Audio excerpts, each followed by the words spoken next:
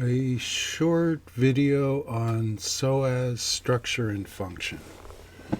So, if we drill down to where the psoas is,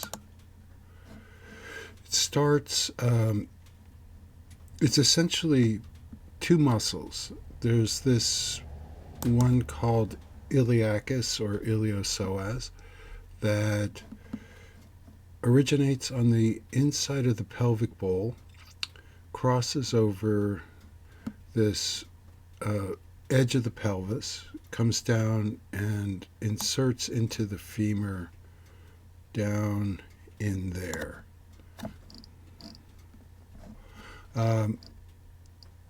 It has another part to it, which is this muscle, psoas major, that starts along the spine, going up to the thoracic, the 12th thoracic vertebrae,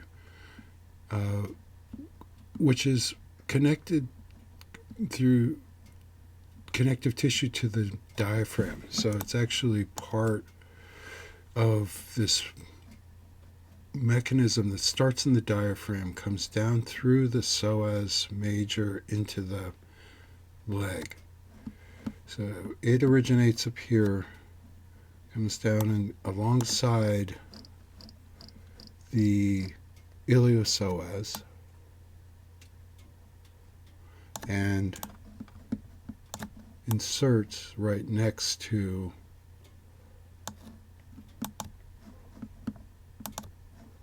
the iliacus.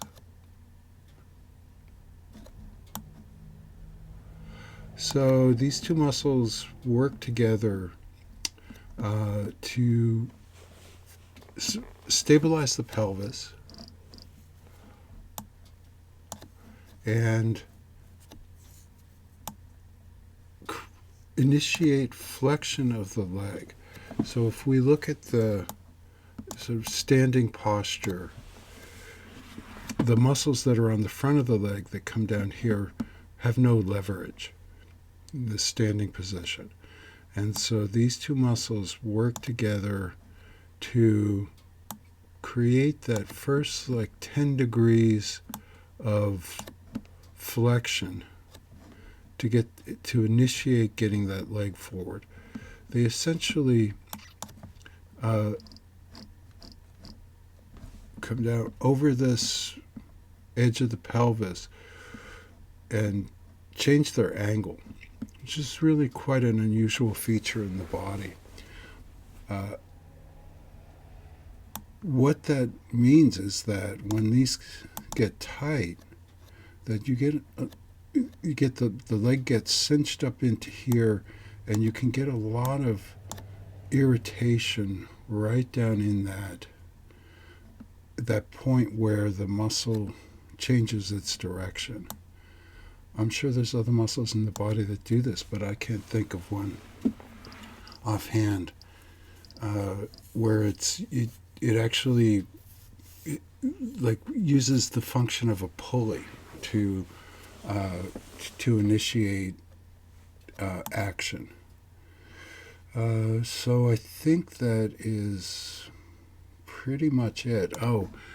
If I add in the connective tissue, what you see is that there's actually a slot in here that these slide through. So it's really important to keep these muscles from getting sticky or adhered to each other, or too tight, or